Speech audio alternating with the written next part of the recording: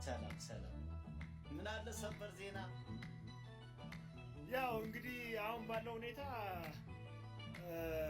ያው መቼም በየሰዓቱ አዳዲስ ነገሮች ሞልተዋል። ያው እንግዲህ በአሁኑ ሰዓት እንግዲህ በእኛ በኩል እንግዲህ እኛ በተወከልንበት ወይም ባለንበት ቀጠና ውስጥ በ201ኛ ውስጥ እንግዲህ 5 ልጆች በላይ የመከላከያና የአድማ ብተና በአሁኑ ሰዓት ወደኛ ተቀላቅለዋል። እነሱን አቀባበል ለማድረግ በ64ኛ ክፍለ ጦር የህዝብ ግንኙነት አቀባበል እየተደረገላቸው ነው ያለው። በትክክል እንግዲህ በትናንትናው ዕለትም በርካታ ስራዎችን እየሰራ እንገኛለን። እንደ አጠቃላይ እኔ እንግዲህ እዚህ ቦታ ላይ ተገኝቼ ሀሳብ ለመስጠት የፈለኩት ያው ሳሚ ያው ብዙዎችን ነገሮች ሁላችንም የምናውቃቸው ስለሆኑ ከምንም በላይ እኔ ሸውን እንድናበረታታቸው ፈልጋለሁ። ብቸኛውና እንቁ አባታችን ናቸው። እንግዲህ ከሶማሊያ መጥተው ነው አማራ ክልል ውስጥ ከኛ ጋር አብረው የአማራን ፋኖ ተቀላቅለው በርካታ በህዝብ ግንኙነት በኩል በፖለቲካው በኩል ትልቅ አስተዋጽኦ እያደረጉ ያሉ አባት ናቸው። እውነት ለመናገር እኔ ትልቅ ክብር አለኝ ለአባቴ። ትልቅ ጓድ ናቸው። እኔ አሁን ላይ አንድ አይነት ቀጠና ባንሆንም ከዚህ በፊት እንደ አንደኛ ክፍለ ጦር ጣናው መብረቅ ላይ በነበሩ ሰዓት በርካታ ስራዎችን አብረን ሰርተናል። ትልቅ የህዝብ መድረኮችን አብረን በጋራ መርተናል። በርካታ የሆኑ የማነቃቃት ስራዎች እንግዲህ ልዩ ተሰጥኦ ያላቸው ናቸው። እውነት ለመናገር በአማርኛም በእንግሊዘኛም በኦሮሞኛም በሶማሊያኛም እያንዳንዱ ያለውን ነገር ማስረዳት የሚችሉ ትልቅ እውቀት ያላቸው ያልተጠቀምንባቸው አባት ናቸው። በቀጣይ እንደ ተቋም እንግዲህ አሁን ባላቸው ቦታ ላይ እንግዲህ ስራዎችን እየሰሩ ይገኛሉ።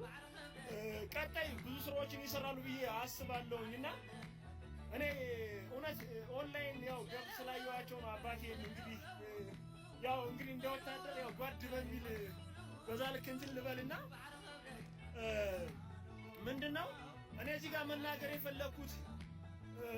የፈለኩት ነገር ምንድነው በዋነኛነት አሁን ላይ ምንድነው የሚጠበቅብን የሚለውን ነገር በተለይ ህዝባችንም ጦርም ሆነ በጉጉት የሚጠብቀው የአንድነቱን ብስራት ነው። እየሰራን ያለናቸው በርካታ ስራዎች አሉ።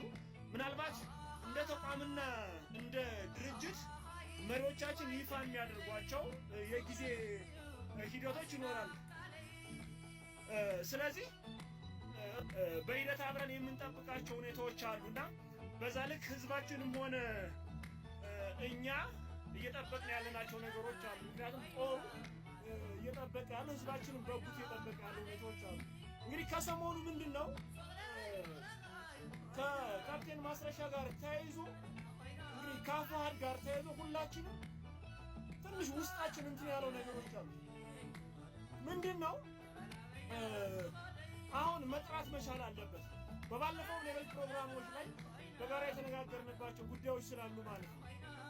አፋሕድ አንድ ሆኖ እንዳንድ ድርጅት ወይ አዲስ ድርጅት መስርቶ ወይ አጠቃላይ ያለውን እንደ ተቋም የራሱ የሆነ መሪዎችን መርጦ በግልጽ አማራን እንድናድን ከተፈለገ ወይ አፋሕድ መቀላቀል አለበት ወይ እንደ ተቋም የራሱ የሆነ መሪና ድርጅት መርጦ ለህዝባችን ሊደርስለት ይገባል። እውነት ለመናገር ይበቃናል። በጎጃም፣ በጎንደር፣ በወሎ፣ በሸዋ በርካታ የሆኑ ወንድሞቻችን፣ በርካታ የሆኑ ታጋዮቻችን፣ በርካታ የሆኑ መሪዎችን ሰውተናል። አፋሕድ ውስጥ በመጠላለፍ ብዙ ወንድሞችን አጠናል። እነ ሜጀር ጀነራል ውባንተን ያክል እነ ከፍያለው ደሴን ያክል በአንድም ይሁን በሌላ መንገድ ብዙ መሪዎችን አጥተናል። ሀቁን እየተነጋገርን እንሄድ መቻል ስላለብን ማለት ነው። ምክንያቱም ጦሩ ላይ ያለው ስነ ልቦና ህዝባችን ላይ ያለው ስነ ልቦና ምንድነው የሚፈልገው ምንድነው እየሆነ ያለው የሚለውን ነገር በደንብ መነጋገርና ማስረዳት መቻል ስላለብን ስለዚህ እኔ እንደ አንድ አማራ ፋኖ ወይም እንደ አንድ ታጋይ የራሴን ስሜት ወይም ትግሉ ላይ እየሆነ እየተፈጠረ ያለውን ነገር ማስረዳት ስላለብን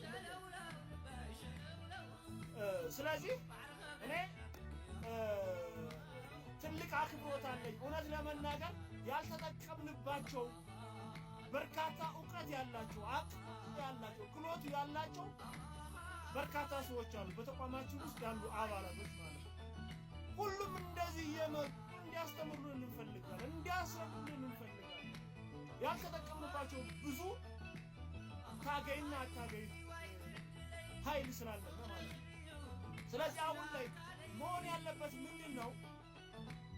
እንደ አማራ ፋኖ በአራቱም ኮማንድ ውስጥ መሪዎቻችን ቀን ከሌት ያለ እረፍት እየሰሩ እየለፉ እየደከሙ ነው ያሉት። እውነት ለመናገር አንድ ቤተሰብ ለመብራት ይከብዳል አይደለም። በመቶ ሺዎች የሚቆጠር ሰራዊትን በአንድ አስተሳሰብ፣ በአንድ ትንፋሽ፣ በአንድ ቀርጸህ ለመሄድ ትልቅ መስዋዕትነት ያስፈልጋል ወንድሞች።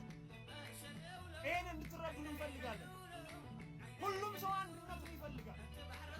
ሁሉም ሰው የአንድነት ብስራትን ይፈልጋል። እውነት ነው። ይሄ ሲቪሉ ብቻ አይደለም፣ ተዋጊው ኃይል ፋኖ ጦረኛው ይሄን ነገር በጉጉት እየጠበቀ ነው ያለው።